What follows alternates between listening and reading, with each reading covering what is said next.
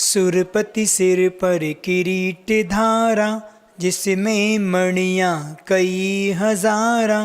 मणि की दुति जल से दुलते हैं, प्रभु पद नमता सुख फलते हैं। सम्यक त्वादिक वस गुण धारे, बश विद विद रूप नासन हारे।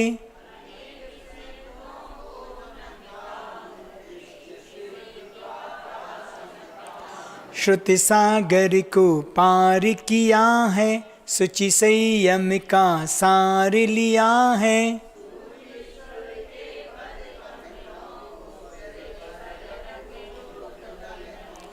उन मार्गी के मद तम हरते, जिनके मुख से प्रवचन झरते।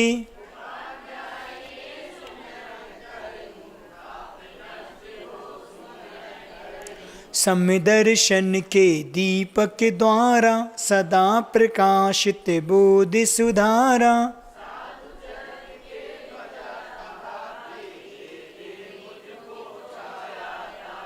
विमल गुणालय सिद्धि जिनों को, उपदेशक मुनि गणी गणों को।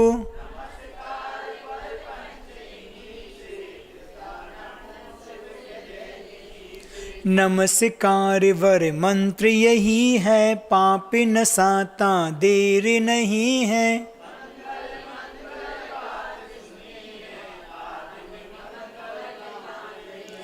सिद्ध शुद्ध है जय अरहंता, गणी पाठ का जय ऋषि संता।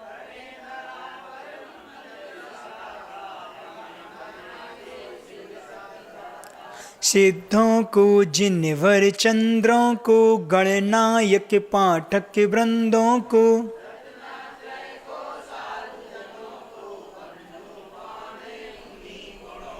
सुरपति चूड़ा मणि किरणों से, लालित सेवित सतों दलों से।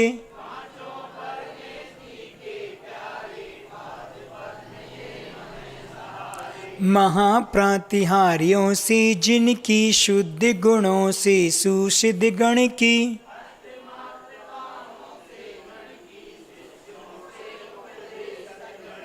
वशविद योगांगों से मुनि की, करु सदा दुति सुचि से मन की।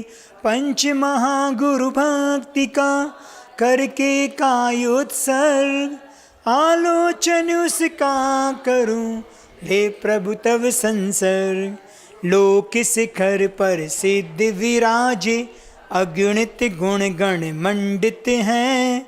प्रातिहार आठों से मंडित, जिनवर पंडित पंडित हैं।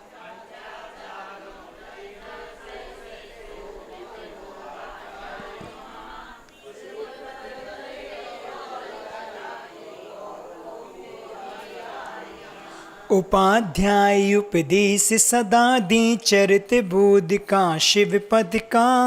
रत्नात्रय पालन में रत हो, साधु सहारा जिन मत का।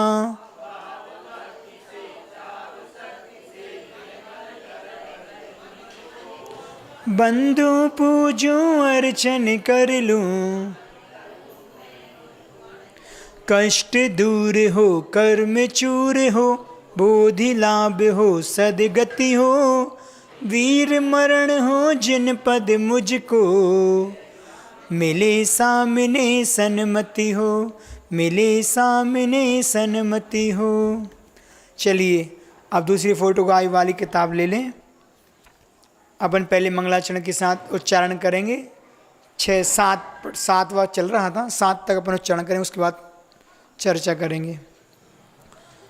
प्रणिपत्य वर्धमानम प्रश्नोत्तर रत्न मालिकाम बक्षे। सबके हाथ में नहीं है किताब, तो ये वाली छोटी गलत और तो हैं, देखो उस वाली कवर्ड में होंगे। नीली वाली में देखो बहुत सारी तो रखी थी हैं, नहीं 20-25 थी वो तो, वो कहीं यहाँ वहाँ हो गई होंगी। किसी कवर्ड में देखो रखी, यहाँ पे कि वहाँ पे है। ये वाली तो है, पूजा है वो, उसमें मिल तो नहीं गई कोई सी। नहीं नहीं, 20-25 कॉपी हुई थी उसकी। इस वाली में ना रखो, ये भाई एक अलमारी ये और है।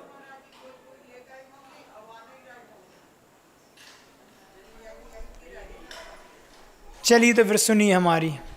पणिपत्य वर्धमानम प्रश्नोत्तर रत्न मालिकाम बक्षे नाग नरामर वंद्यम देवम देवादिपम वीरम का खलु नालंक्रियते दृष्टा दृष्टार्थ साधन पटियान कंठस्थितिया विमल प्रश्नोत्तर रत्न मालिकया भगवन किमुपादेयम गुरुवचनम हेमपि च किं कार्यम को गुरुरधिगतत्वा सत्वहिता बुद्धिता सततम त्वरितम किम कर्तव्यम विदुषा संसार संतत छेदः किं मोक्षतरोर्बीजम सम्यक ज्ञानम क्रिया सहितम किम पथ्यदनम धर्मः कः सुचिर्यस्य मानसं शुद्धम कः पंडिता विवेकी कः किम किम किम विस्मम धीरता गुरुवः किम संसारे सारम बहुशोपि विचिन्त्यमान मिदमेव मनुजेषु दष्टतत्वं स्वपरहिताद्युद्धतं सज्जन्मे मदिरेव मोहि जनका कः स्नेह केचदस्य वो विषया का भववल्ली तृष्णा को बैरी नन्वनुद्योग्या। यही वाला कर रहे थे ना, 7 पढ़ लिए थे अपन ने, और 7वें का विषय चल रहा था। 4 प्रश्नों के उत्तर इसमें दिए हैं।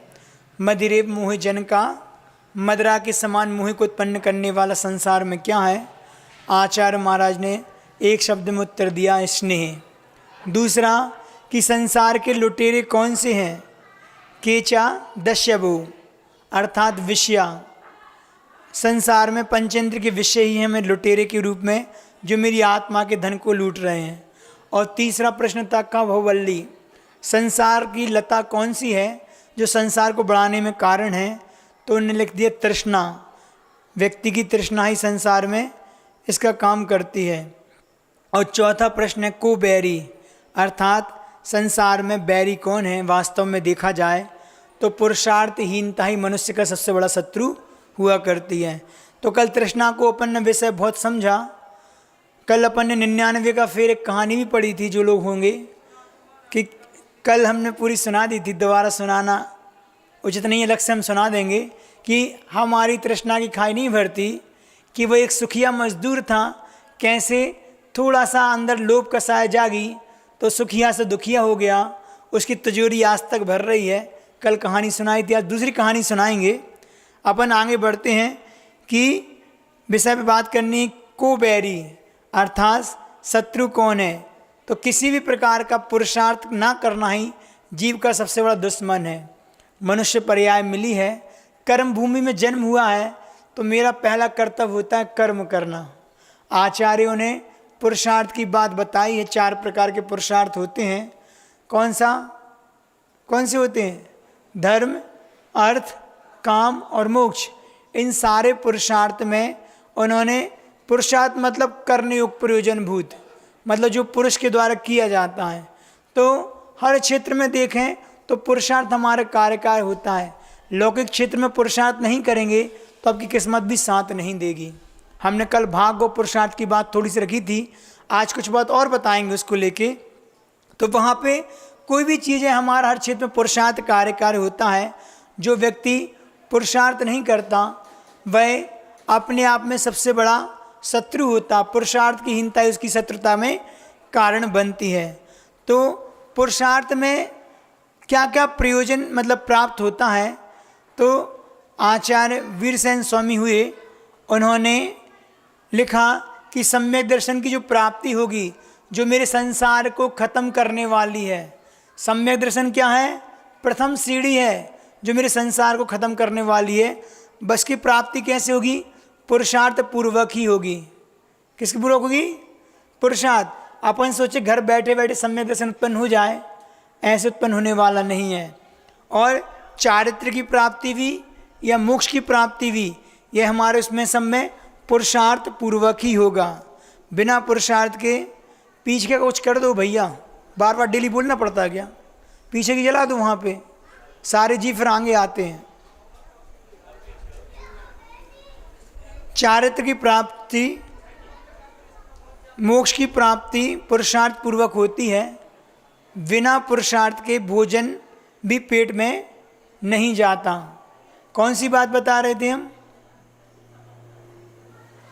देखो बीच में डिस्टर्ब करते आप लोग। क्लास के पहले करना चाहिए जो कुछ करना, बीच में आने से क्या प्रयोजन है? बैठे रहने दो उसको, तो अब वो आया तो अच्छा। चलिए, चारित्र की प्राप्ति, मोक्ष की प्राप्ति जो होती है वह पुरुषार्थ पूर्वक होती है। बिना पुरुषार्थ के कोई भी कार्य नहीं होता। पेट के में भोजन डालने के लिए पुरुषार्थ चाहिए। हो सकता है आपके पुण्य से आपको थाली प्राप्त हो जाए, थाली में व्यंजन प्राप्त हो जाए, लेकिन व्यंजन को खाने के लिए एक हाथ का पुरुषार्थ तो करना ही पड़ेगा। कल हमने कहा था कि भाग व पुरुषार्थ एक साथ काम करते हैं, या यूँ कह सकते हैं कि पूर्व पर्याय का, पूर्व का हमारा पुरुषार्थ वर्तमान का हमारे भाग्य के रूप में काम आता है, और वर्तमान का हमारा पुरुषार्थ भविष्य में पुण्य के रूप में काम करे। इसको अपन पुरुषार्थ मतलब इसको भाग्य बोलते हैं।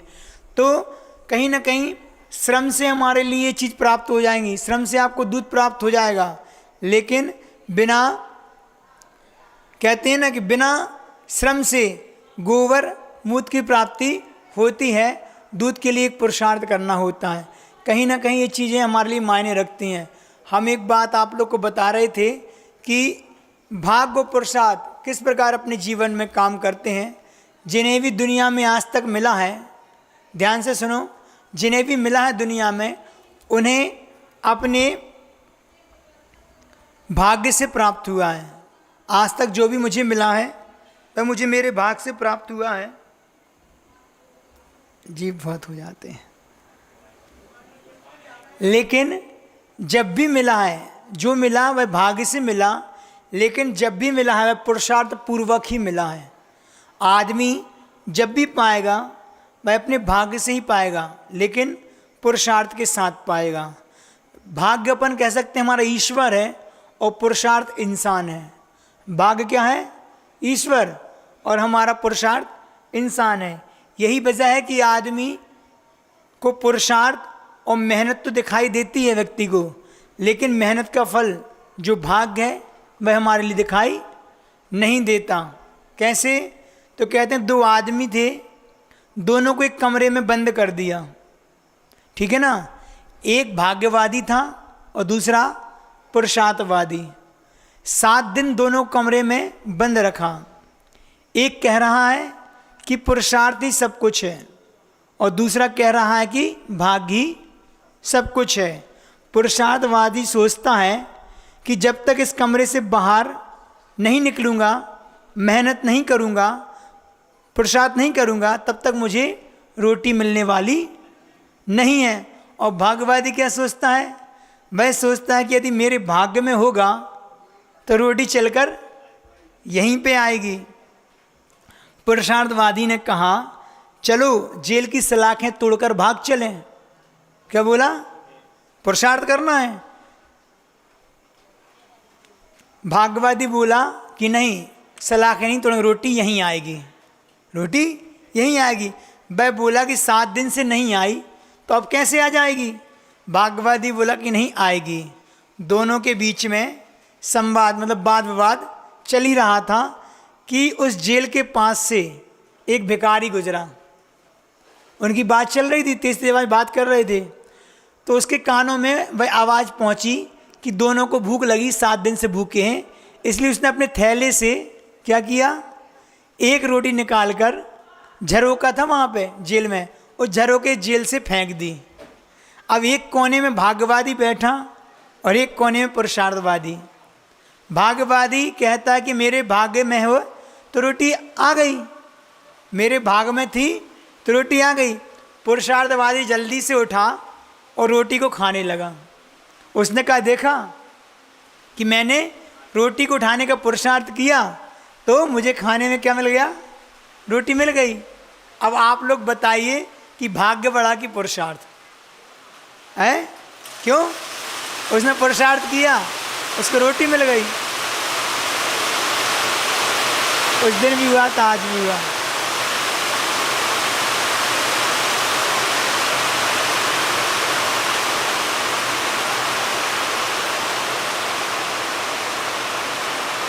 अपन को पुरुषार्थ बड़ा लगता है, लगता ना। जिस चीज़ में जिसका पेट भरे दुनिया में वही बड़ा है। पुरुषार्थवादी अभी पूरी रोटी नहीं खा पाया था, उसके मन में आया कि 7 दिन का भूखा आदमी एक रोटी से भूख कैसे मिटाएगा। आवाज़ सुनाई दे रही हमारी?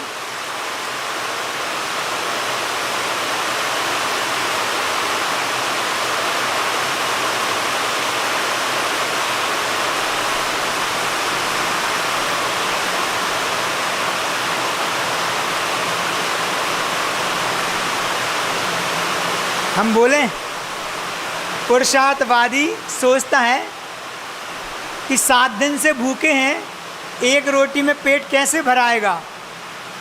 तो एक रोटी में ना तो मेरी भूख मिटने वाली है न इसकी, तो उस भाग्यवादी की भूख कैसे मिटेगी। भूखा तो वो भी है, भूखा मैं भी हूँ। तो इंसानियत के नाते मेरा फ़र्ज़ है कि आधी रोटी मैं इसको खिला देता हूँ। पुरुषार्थवादी ने क्या सोचा कि आधी रोटी में इसको भी खिला देना चाहिए, और उसने वह आधी रोटी उस भाग्यवादी के मुंह में रख दी। ठीक है ना। अब आप लोग से पूछे भाग बड़ा कि पुरुषार्थ बड़ा है?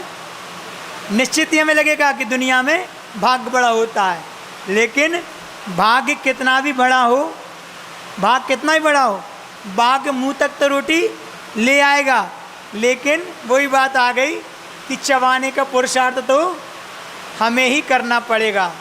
ज़िंदगी तो ऐसे ही मोड़ से गुजरती है। कैसी? कभी भाग्य से, कभी भाग्य के सहारे चलना पड़ता है, तो कभी पुरुषार्थ के सहारे। कहानी से अपन को क्या समझ में आया? यही कि ना भाग्य छोटा है ना पुरुषार्थ बड़ा है, और ना पुरुषार्थ छोटा है ना भाग्य बड़ा है। बड़ा क्या है, भाग्य या पुरुषार्थ? भगवान महावीर स्वामी हो ना, उनने अपने अनेकांत और शादवाद की शैली में इस बात को कहते हैं। क्या कहते हैं? कि ना तो भाग्य बड़ा और ना ही पुरुषार्थ बड़ा। भाग्य भी बड़ा है और पुरुषार्थ भी बड़ा है। शादवाद शैली समझते ना? अनेकांत धर्म होता है, उस धर्म को कहने के कथन शैली जो होती है शादवाद होती है। अपेक्षा जहाँ लगती किसी अपेक्षा से, तो शादवाद वाले की सिर्फ शादवाद शैली की विशेषता है कि वह किसी चीज़ को नकारती नहीं है। ये जैन धर्म की रीढ़ है, हम किसी चीज़ को नकारते नहीं, निषेधात्मक कथन नहीं करते। दुनिया में हर चीज़ है और हाँ ही हाँ है, ना कुछ भी नहीं है। असंभव जैसी कोई भी चीज़ हमारे यहाँ नहीं होती। भगवान कहते हैं कुछ भी है सब सत्य है, असत्य कुछ भी नहीं है। किसी न किसी अपेक्षा से कथन सत्य होता है, और वह किसी ने पूछा जैसे कैसे सत्य होता है, तो अपन एक उदाहरण समझ सकते हैं। किसी ने पूछा कि रात बड़ी होती है कि छोटी होती है। हम आपसे पूछें वही प्रश्न कि रात छोटी होती कि बड़ी होती है, क्या उत्तर है अपने पास? हैं? एक ही रात है, किसी अपेक्षा से छोटी होती है और किसी अपेक्षा से बड़ी भी होती है। आप यही कहेंगे कि एक रात है, वह छोटी बड़ी कैसे हो सकती है? रात तो रात है, या तो छोटी होगी या बड़ी होगी। पर भगवान तो भगवान है। भगवान की शादवाद शैली पर माने तो भगवान कहते हैं कि रात छोटी भी होती है और रात बड़ी भी होती है। एक रात छोटी भी होती है, वही रात बड़ी भी होती है। जो सो रहा है उसके लिए रात कैसी है? बहुत छोटी है। और जो जाग रहा है उसके लिए रात बहुत बड़ी होती है। आप देख लो, जिस दिन रात में नींद ना आए वह रात कितनी बड़ी दिखती है, और जिस दिन रात में नींद आ जाए तो ऐसा लगता है अभी सोए थे और पलक झपकते हमारे लिए क्या मिल गया? सुबह हो गई। तो ये बात हो गई अनेकांत शादवाद शैली की। एक बात को कहने का अलग अलग तरीका होता है। तो सुबह से शाम तक हमारे लिए प्रतिदिन एक ऐसा काम जरूर करना चाहिए ताकि पुरुषार्थ भी हमारा अच्छा हो और हमारा भाग्य भी अच्छा साथ दे। भाग्य भी बड़ा और पुरुषार्थ भी बड़ा। यदि अगर वास्तव में अगर हम सचमुच बड़े बनना चाहते हैं तो दोनों को हमारे लिए बड़े के रूप में स्वीकार करना चाहिए। कहानी समझ में आई आप लोगों को? क्या समझ में आई कि भाग्य और पुरुषार्थ हमारा दोनों साथ चलता है, इसलिए ना भाग्य के भरोसे न पुरुषार्थ के भरोसे।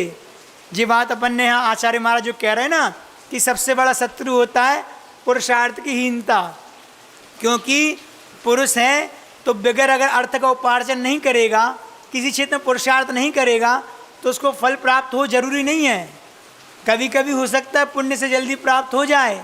हमें ये नहीं सोचना चाहिए कि पुण्य से प्राप्त हो गया तो हमेशा पुण्य से प्राप्त होता ही रहे। पुरुषार्थ तो हमें हमेशा करना ही चाहिए। गुरुजी की बहुत अच्छी एक लाइन है। गुरुदेव ने कहा एक दोहा शतक में कि समुद्र का जल खारा क्यों और नदी का जल मीठा क्यों होता है। इसके विषय में लिखा है कि सागर का जल क्षार क्यों, क्षार मतलब खारा होता है, और सरिता मीठी सार। सागर का जल सार क्यों, क्षार क्यों, सरिता मीठी सार। बिन श्रम संग्रह अरुचि है, रुचिकर श्रम उपकार। क्या समझ में आया? समुद्र को बिना परिश्रम के जल की प्राप्ति होती है, उसको कोई पुरुषार्थ नहीं करना पड़ता। और नदी को निरंतर कठिन परिश्रम करना पड़ता है, यहाँ से वहाँ बहना पड़ता है। तो जिन्हें बिना परिश्रम के धन की प्राप्ति हो जाती है उन्हें उसका स्वाद पता नहीं होता, होता नहीं होता। बगैर कहते हैं ना खून पसीने की कमाई होती है तो एक एक पाई की इज्जत करता है व्यक्ति, और बगैर परिश्रम के जो पैसा प्राप्त होता है उसको शुद्ध कमाई भी नहीं कही। जो बगैर परिश्रम के बिना माथे में पसीना आए अगर पैसा आ रहा है तो कहीं ना कहीं वो अशुद्ध कमाई, 2 नंबर की कमाई है। 1 नंबर की कमाई तो पाई पाई से जोड़ी जाती है और उसकी कीमत आदमी समझता है, तो उसका स्वाद तभी पता चलता है। और जो श्रम करके धन कमाते हैं वही धन उन्हें अधिक सुख भी प्राप्त कराता है। शास्त्रों में आया है कि व्यक्ति का पुण्य से उसको 2 नंबर की कमाई भले फल जाए, बेईमानी का पैसा भले फल जाए, लेकिन वो कितने समय तक, ज़्यादा समय तक नहीं। वह कहते हैं बेईमानी से कमाए हुए पैसा ज़्यादा से ज़्यादा 12 वर्ष तक तो आपका साथ देगा। 12वें वर्ष में वह आपका क्षीण हो जाएगा, किसी न किसी बहाने चला जाएगा। हमें लगता है खूब पैसा आ रहा है, लेकिन व्यक्ति इसका उपभोग नहीं कर सकता, सुख शांति प्राप्त उस पैसे के माध्यम से नहीं कर सकता। किसी न किसी रूप में वो पैसा हमारा चला जाता है, चाहे नुकसान के रूप में, चाहे रोग आदि होने के रूप में, किसी रूप में चला जाएगा, लेकिन उसका भोग आप हैं। देखो शुद्ध कमाई का दान करते ना तो उसका फल भी शुद्ध रूप में मिलता है। कई लोग बोलते हैं महाराज भले पैसा बेईमानी से कमा रहे हैं लेकिन दान तो हम शुद्ध कर रहे हैं। मना ही नहीं है, मना ही नहीं है। आपका पैसा जो कमाया उसका पाप अलग है और जो दान दिया उसका पुण्य अलग है। हम ये सोचते हैं कि हमने एक पाप कर लिया, एक पुण्य कर लिया, हमारा लेवल बराबर हो गया। जैन दर्शन तो कहता है प्रति समय आत्मा में कर्म का बंध होता है।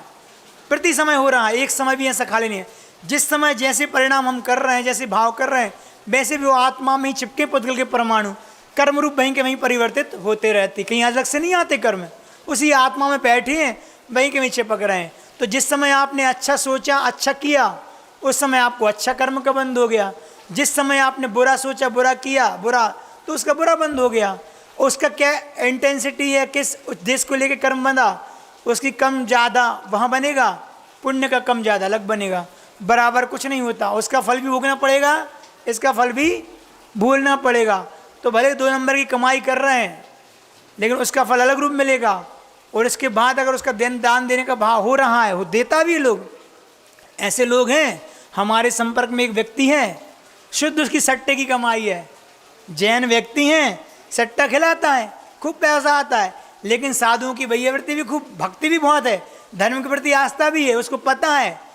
लेकिन अब वो इतने उलझ गए उस धंधे में, महाराज इतने अंदर चले गए कि अब उसको छोड़ पाना मुश्किल है। लेकिन उसी कमाई आती है तो दान भी करता उस कमाई का। वही बात उसके साथ लागू होती है। कमाने का तरीका वो गलत हो सकता है, न्याय नीति के बिना है, गलत तो उसका फल अलग रूप में मिलेगा, लेकिन देने के भाव हैं, त्याग की भावना है तो उसका फल अलग रूप में मिलेगा। लेकिन वास्तव में देखा जाए तो शुद्ध कमाओ और शुद्ध कमाई का शुद्ध पैसा दान करो तो उसका फल भी बड़े रूप में ही मिलता है और एक सुख शांति भी जीवन में मिलती है। ऐसा पैसा किस काम का जो हमारी सुख शांति को छीनने वाला हो। इसलिए प्रयास हमारा भले थोड़े में दो, पहले बात आई थी ना, संतोष का जीवन जीना है। संतोषी प्राणी वही होगा जो अपना काम शुद्ध तरीके से करेगा, अपनी कमाई में हाव भाव नहीं करेगा, अर्थ का उपार्जन तो करेगा लेकिन सुकून से करेगा। सुकून रहेगा तो कमाने में भी सुकून रहेगा और उसका भोग करने में भी उसको सुख शांति का अनुभव होगा। तो बात चल रही थी पुरुषार्थ की। हमारे लिए पुरुषार्थी कार्य है। मनुष्य पर्याय कर्म भूमि में आके हर कार्य पुरुषार्थ के बिना हो ही नहीं सकता। पुरुषार्थ हमारे लिए करना होता ही है। कैसे संपन्न होता है तो एक गाथा आती कर्मकांड में, बहुत प्यारी बात है। उद्यमेन ही सिद्ध्यंती, उद्यमेन ही सिद्ध्यंती कार्याणि न मनोरथई और न ही सुप्तस्य सिंहस्य प्रविशन्ते मुखे मृगा। क्या अर्थ हुआ इसका? बहुत अच्छी उन्होंने लिखा है आचार्य नेमिचंद जी ने कि पुरुषार्थ से ही कार्य की सिद्धि होती है। ठीक है ना, कार्य की सिद्धि जब भी होगी हमारे पुरुषार्थ से ही होगी। मात्र मन में विचार करने से नहीं होती। विचार तो हम बहुत सी चीज़ों का करते हैं। कैसा कैसा विचार करते हैं अपने जीवन को लेके, अपने संघर्ष को लेके, सफलताओं को लेके, लेकिन सब कुछ प्राप्त होता है क्या? ध्यान रखो, वर्तमान काल में हम इतना पुण्य लेके नहीं आए कि जितना हम सोच लें वो सब प्राप्त हो जाए। बहुत सी बाधाएं आती हैं, सोचते बहुत कुछ है, प्राप्त बहुत कम हो पाता है। तो उन्होंने लिखा कि मन में विचार करने से चीज़ प्राप्त नहीं होती, उसके लिए पुरुषार्थ करना होता है। उनने एग्जाम्पल दिया, उदाहरण दिया। क्या दिया कि क्या सोते हुए सिंह के मुख में, सिंह सो रहा हो तो सोते हुए सिंह के मुख में हिरण प्रवेश करते हैं क्या? हिरण प्रवेश नहीं कर सकता है। इसलिए सिंह को उसके लिए पुरुषार्थ करना होता है। प्रविशन्ते मुखे मृगा ना ही सुप्तस्य सिंहस्य, सोते हुए सिंह के मुख में कभी मृग प्रवेश नहीं करता। मुख को प्रवेश कराने के लिए इसको पुरुषार्थ करना होता है। तो इतनी बात किस चीज़ की हो गई? पुरुषार्थ को लेकर अपन ने इतनी बात कर ली। तो हमारा कर्तव्य होता है, चाहे लौकिक क्षेत्र हो, चाहे पारिवारिक क्षेत्र हो, चाहे सामाजिक क्षेत्र हो, चाहे आध्यात्मिक क्षेत्र हो, किसी भी क्षेत्र में हर चीज़ में पुरुषार्थ हमारा कार्यकारी होता है। घर बैठे बैठे कभी हमारे लिए सफलता नहीं मिलती। हाँ, हमारे देखने में आता है बहुत से लोग ऐसे होते हैं जो घर में बैठे रहते हैं और उनका काम चलता रहता है। तो ये पूर्व का पुरुषार्थ काम आ रहा ना नहीं आ रहा? हमने भी कहा पूर्व का पुरुषार्थ वर्तमान में पुण्य के रूप में काम आता है। कल हमने एक बात कही थी, जिस प्रकार बनिया आदमी पैसे को जोड़ के रखता है अपने भविष्य के लिए, यहाँ बहुत कम है, जैन समाज में तो बहुत कम है कि सुबह है तो शाम को नहीं है, शाम को तो सुबह के लिए नहीं है। और हम अपनी चादर उतनी पसारते हैं जितनी हमारे पैर हैं। इस समाज की विशेषता है, क्योंकि हमारी एक सात्विक समाज है, विष्णु से दूर रहती है प्रायः। हो सकता है आज वर्तमान में थोड़ी सी कुरीतियाँ आ गई हैं, लेकिन फिर भी कहीं ना कहीं सात्विक समाज है। हम अपने पैसे का सदुपयोग करते हैं और अपने भविष्य के लिए जोड़ के रखते हैं। हम कहते हैं सही बात है, लेकिन पैसे जोड़ें या ना जोड़ें, लेकिन पुण्य को अवश्य जोड़ने का प्रयास करें। जिस प्रकार पैसे जोड़ते हैं सब पुण्य जोड़ें, तो पुण्य से व्यक्ति के पास पैसे अपने आप आता है, अपने आप आएगा।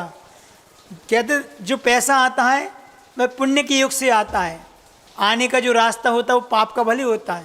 आरंभ परिग्रह है, आने का रास्ता पाप का होता है, लेकिन पैसा आता किससे है? पुण्य से ही आता है। क्यों? क्योंकि पुरुषार्थ तो मेरे जैसा बहुत से अन्य जीव भी करते हैं, उसी क्षेत्र में उसी सब में करते हैं, लेकिन होता है किसी के पास ज़्यादा, किसी के पास कम आता है, तो वहाँ पर उसका पुण्य पाप काम करता है। इसलिए पुरुषार्थ बराबर हमेशा सही दिशा में हमारे लिए करना चाहिए। अब समय तो वैसे पर्याप्त हो गया है। आप लोग चाहें तो आगे की 8वीं कारिका अपन पढ़ लें, एक बार उच्चारण कर ले रहे 8वें नंबर को, वहाँ कल इसके बारे में अपन समझने का प्रयास करेंगे। 6-7 दिनों में अपन ने मात्र 7वें नंबर के श्लोक को समझने का प्रयास किया है। काफ़ी कुछ समझ में आया होगा। अपन पहले 8वें नंबर का यहाँ पर उच्चारण कर लें। कस्मात् भयमिव मरणा दंधा दपिको विशिष्यते रागी कासूरो यो ललना लोचन वारिण न च व्यथिता। एक बार हम धीरे धीरे पढ़ेंगे, आप लोग थोड़ा सा उच्चारण करेंगे। कस्मात् भय मिह, पढ़िए कस्मात् भय मिह, कस्मात् है भय है मिह है, मरणाद दंधादपि, दंधादपि को विशिष्यते रागी। कस्मात् भय मिह मरणा, कस्मात् भय मिह मरणा, दंधादपि को विशिष्यते रागी, दंधादपि को विशिष्यते रागी। कासूरो यो ललना, लोचन वाणीर न व्यथिता, न च व्यथिता। कस्मात् भय मिह मरणा, पढ़ो एक बार। कस्मात् भय मिह मरणा, सबके पास नहीं, जिनके पास वो पढ़ सकते हैं। कस्मात् भय मिह मरणा, दंदादपि को विशिष्यते रागी।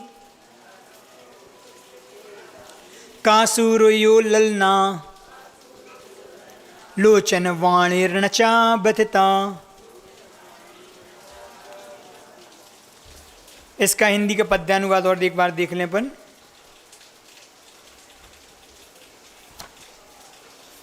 8वें नंबर का है ना। किससे ये भयभीत लोक ये, सभी मरण से भय खाते। अंधे से बढ़कर अंधे, रागी जन है कहलाते। शूरवीर भी है कौन जगत में, कौन दुखों को खोता है। जो नारी के लोचन बाणों से पीड़ित ना होता है। हमने परसों नरसों कहा था कि सूर कौन है, वही बात आ गई। अपन यहाँ समझेंगे थोड़ा सा क्या बोल रहे हैं इसमें। कस्मात् वहम, यह मतलब इस लोक में, इस संसार में। कस्मात् भयम, भय किससे है। क्वेश्चन किया आचार्य महाराज ने कि इस संसार में जीव को किससे भय है, तो कह रहे मरणात्, मरण से प्रत्येक व्यक्ति को भय लगता है। दूसरा क्वेश्चन क्या है, मरणात् के बाद निकलेगा अंधा अपि, अंधादपि, अर्थात अंधे से भी अंधा को कौन है, अंधे से भी अंधा कौन है, तो विशिष्यते मतलब बढ़कर अंधा कौन है, विशिष्यते मतलब अंधे से भी बढ़कर विशेष अंधा कौन है, तो क्या लिख दिया, कौन है, रागी, अर्थात रागी जीव। तीसरा प्रश्न कासूरो, संसार में सूर कौन है, यो ललना लोचन वाणिर न व्यथिता, जो ललना से क्या लेना है, जो स्त्री के नेत्र रूपी, लोचन मतलब नेत्र, स्त्री के नेत्र रूपी बाणों से व्यथित ना हुआ हो, नचा व्यथिता, जो व्यथित नहीं हुआ हो। 3 क्वेश्चन के आंसर दिए हैं। पहला, लोक में भय किससे है, तो कहा मरण से। दूसरा है कि अंधों में भी विशेष अंधा कौन है, तो उनने कहा जो रागी जीव है वह अंधा है। और तीसरा, संसार में शूरवीर कौन है, तो उनने कहा स्त्री के नयन रूपी, नेत्र रूपी बाणों से जो व्यथित ना हुआ हो वह संसार में अंधा है। इतना ही पर्याप्त है। कल इसको अपन बहुत अच्छे विशेष से समझने का प्रयास करेंगे। एक बहुत अच्छी लाइन है, कहते हैं कि साधु की संगति सब करते हैं, करते नहीं करते, अपन साधु की संगति के लिए तो आते हैं। तो कहते हैं साधु की संगति जो होती है वो इंसान बनाने की एक फैक्ट्री है नहीं फैक्ट्री। यहाँ पे शैतान भी क्या होता है, इंसान बनता है। अगर हम अच्छे डॉक्टर, अच्छे इंजीनियर, अच्छे वकील बनने के साथ साथ अगर अच्छे इंसान बन सके ना, क्योंकि हर सब कोई अच्छा तो बनना चाहते हैं, बड़ा आदमी तो बनना चाहते हैं। कल परसों कहा था कि बड़ा आदमी बनना तो अच्छी बात है, लेकिन अच्छा आदमी बनना बहुत बड़ी बात है। तो हम अच्छा तो करना चाहते हैं, बड़ा तो बनना चाहते हैं, लेकिन अच्छे आदमी नहीं बन सकते। अगर इंसान अच्छे इंसान बन सके तो ये भारत है ना हमारा, पुनः विश्व गुरु बन जाए। आज भारत पीछे इसलिए है क्योंकि हम बड़ा तो बनना चाह रहे हैं, लेकिन चारित्रवान नहीं बन पा रहे, जिससे हम अच्छे इंसान कहलाएं।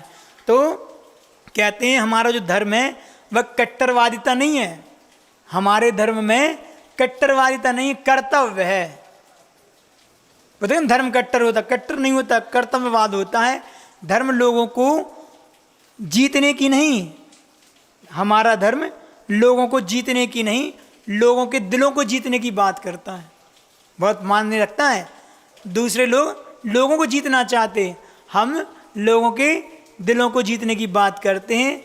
जो दरिया दिल होता है ना, जो दायरे दिल है, देखो बहुत अच्छी बात है, जो दायरे दिल को दरिया दिल बना दे वह धर्म है।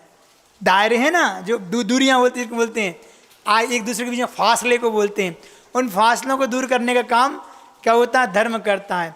जो अच्छा को सच्चा, जो अच्छा को सच्चा और बच्चा बना दे वह धर्म है। ठीक है ना? जो अच्छा को सच्चा और बच्चा बना दे वह धर्म है। असंगी को जो सत्संगी बना दे वह धर्म है। ठीक है ना? असंगी बनना है तो सत्संगी बनना पड़ेगा। असंगी मतलब परिग्रह से रहित। संग को क्या बोलते हैं? परिग्रह। और परिग्रह से बोलते असंगी बोलते हैं। तो अगर हमें असंगी होना है तो उसके लिए सत्संग करना आवश्यक होता है। इतना ही पर्याप्त है। अब भजन भी सुनाएं। अब समय तो बहुत ज़्यादा हो गया। चलिए कौन सा सुना दें? अच्छी लाइन है, अपन 4 लाइन पढ़ के बाकी कल देखेंगे। दुनिया से मैं हारा तो आया तेरे द्वार, दुनिया से मैं हारा तो आया तेरे द्वार। यहाँ से गर जो हारा कहाँ जाऊँगा सरकार, यहाँ से गर जो हारा कहाँ जाऊँगा सरकार। सुख में प्रभु बर तेरी यादें आई, दुख में प्रभु बर तुमसे प्रीति लगाई। सारा दोष है मेरा मैं करता हूँ स्वीकार, सारा दोष है मेरा मैं करता हूँ स्वीकार। यहाँ से कर जो हारा कहाँ जाऊँगा सरकार, यहाँ से कर जो हारा कहाँ जाऊँगा सरकार। मेरा तो क्या है मैं तो पहले से हारा, तुमसे ही पूछेगा ये संसार सारा। मेरा तो क्या है मैं तो पहले से हारा, तुमसे ही पूछेगा ये संसार सारा। डूब गई क्यों नैया तेरे रहते केवनहार, डूब गई क्यों नैया तेरे रहते केवनहार। यहाँ से गर जो हारा कहाँ जाऊँगा सरकार, यहाँ से गर जो हारा कहाँ जाऊँगा सरकार। दुनिया से मैं हारा तो आया तेरे द्वार, दुनिया से मैं हारा तो आया तेरे द्वार। यहाँ से गर जो हारा कहाँ जाऊँगा सरकार, यहाँ से गर जो हारा कहाँ जाऊँगा सरकार। गुरुदेव भगवान श्री विद्यासागर जी महाराज की